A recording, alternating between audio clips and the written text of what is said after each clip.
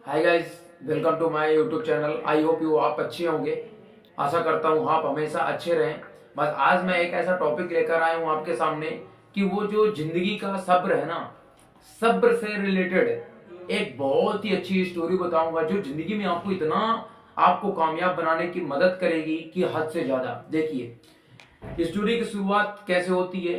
एक मूर्तिकार था, एक मूर्ति बनाने वाला था और एक पंडित था। तो पंडित मूर्तिकार के पास जाता है, तो वो मूर्तिकार से कहता है कि हे मूर्तिकार, हमें एक चाहिए मूर्ति बना कर दीजिए। तो वो मूर्तिकार ने बोला ठीक है, मैं बना कर दे दूंगा।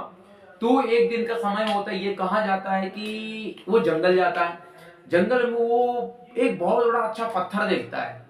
वो पत्थर को देखता है और छेनी हथौड़ा जो उसका औजार रहता है, वो छेनी हथौड़ा से उसका क्या करना शुरू कर देता है, यानी कि आकार देना शुरू कर देता है।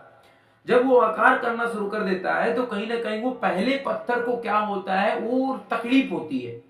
तकलीफ होती है, दर्द होता है, रोने लगती है कि नहीं, मेरे को मूर्ति नहीं बननी, नहीं बननी, नहीं बननी, हमको छोड़ दीजिए, मेरे को मूर्ति नहीं बननी।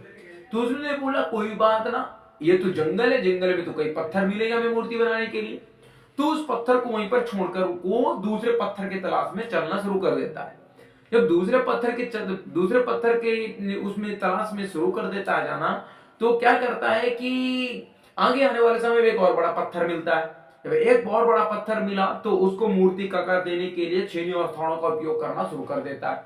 जब वो छेनी और हथौड़ों का उपयोग करना शुरू कर देता है ना, तो वो दर्द सहता है। वो पहले पत्थर की तरह नहीं, वो दर्द सहता है, वो रोता है, वो सब्र करता है अपने जीवन में। और एक जा करके कई दिनों के बाद वो अच्छी सी एक सुंदर तस्वीर और एक सुंदर छवि, यानी कि एक मूर्ति के रूप में आमने सामने उसका क्या होता है, फेस टू फेस होता है। अब क्या हुआ, जब उसने अच्छा फिनिशिंग, अच्छा पेंटिंग, पॉलिश वगैरह ये सारी चीजें करके मेंटेन करके उस ब्राह्मण को, पुजारी को देता है, सौंपता है जिसने ऑर्डर दिया था। तो पुजारी को अच्छा लगा, वो मूर्ति अच्छा लगने के बाद उस मंदिर पे उस मूर्ति को जाकर के स्थापित कर देता है। अब जब स्थापित तो कर दिया, अब एक समय की बात आती है कि जब वहां पर भक्तजन लोग आने शुरू कर दिए, तो मूर्ति की पूजा के लिए आवश्यक सामग्री क्या होती है, जैसे कि भक्त लोग क्या करते हैं, अपना तेल हो गया, गुड़ हो गया, चने हो गए, और अपने अपने श्रद्धा फूल माला हो गया, अगरबत्ती हो गई, है ना। तो क्या करते हैं वो कि उसके साथ साथ एक और बड़ी चीज होती है, नारियल। नारियल, तो नारियल को लेकर के क्या करते हैं कि वो उस मंदिर में फोड़ना शुरू करते हैं। जब फोड़ना शुरू करते हैं तो फोड़ने के पहले वो फोड़ेंगे किसे, मिट्टी में तो फूटेगी नहीं। याद आती है एक पत्थर की। जब पत्थर की याद आती है तो उसी मूर्तिकार से पुजारी बोलता है कि मूर्तिकार साहब, ये पत्थर कहां मिलेगा। जब वो मूर्तिकार बोलता है कि पत्थर कोई बात ना, हम आपको 2 घंटे के अंदर अंदर एडजस्ट करके कहीं ना कहीं से ले आकर देते हैं। तो मूर्तिकार खुद ना जाकर के, सोचिए कितनी बड़ी क्या होती है कि चीज होती है ना, कि जो लिखित होता तो वो होते ही, वो मूर्तिकार ना जाकर के जंगल में अपने बच्चे को भेजता है। जब वो अपने बच्चे को भेजता है ना, तो ये पता चलता है कि वो बच्चे के हाथ में वही पत्थर लगता है जिस पत्थर को पहली बार उसने छेनी हथौड़ों से शुरू किया था। तो वो पत्थर को उठा करके वही बच्चा लाता है और मंदिर में पुजारी रख देता है। जब मंदिर में पुजारी रख देता है ना, तो क्या होता है कि जब भक्त लोग आते हैं तो वही दो दुविधा, कहते हैं कि उस मूर्ति में जो सब्र किया था, जो दर्द सहा था एक न एक दिन, तो उस मूर्ति ने दर्द सहा था।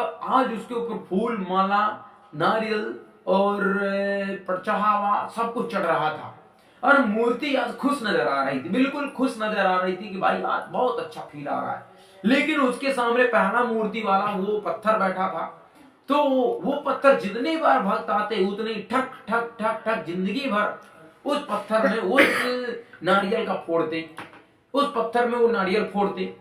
तो वो मूर्ति उस पत्थर से बोली एक बहुत अच्छा सुंदर वर्ड बोली, हे पत्थर, अगर आज उस दिन सब्र कर लेता अपनी जिंदगी में, तो आज मेरी जगह तू होता और तेरी जगह मैं होती। आज अगर उस दिन सब्र नहीं किया था, आज उसका इम्तिहान तेरे को भुगतना पड़ रहा जिंदगी में। इसीलिए कहते समय एक ऐसी चीज है कि समय को समय पर यूज करिए, वरना समय के बाद इतना समय नहीं होगा कि वो आपको दोबारा समय दे सके। इस समय कहते हैं ना, समय सबसे बड़ा बलवान होता है, सच में बड़ा बलवान होता है।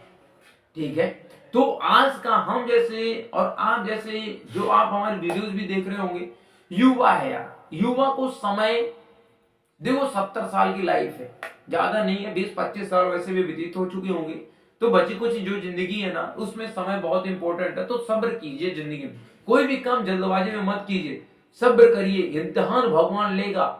उस घड़ी के पर जितने बड़े आपके क्या होंगे लक्ष्य होंगे ना, उतनी ही मजबूती तरीके से आपका क्या लेगा, परीक्षा लेगा। और परीक्षा करते समय अगर आपने सब्र कर लिया तो भगवान भी सब कुछ देगा, जो आप जिंदगी से चाहोगे वो सब कुछ देगा। और सब कुछ देगा मेरे भाई, सब कुछ देगा, बस सब्र करना है आपको। बस ये एक सब्र से बहुत अच्छी, मैं आशा करता हूं कि इस स्टोरी से अपने जीवन में लागू करें। जो कुछ भी हो जिंदगी में एक लक्ष्य ठाने, और उस लक्ष्य को जब तक प्राप्त ना कर लें तब तक आप अपना पथ ना छोड़ें। कहते हैं ना, स्वामी विवेकानंद जी ने कहा है, हे पथिक विश्राम कैसा, हे पथिक बिना लक्ष्य मिले, हे पथिक विश्राम विश्राम कैसा। तो ये थॉट्स थी, बाकी एक स्टोरी है। ठीक है, बहुत बहुत धन्यवाद आपका। वीडियो थोड़ी सी अच्छी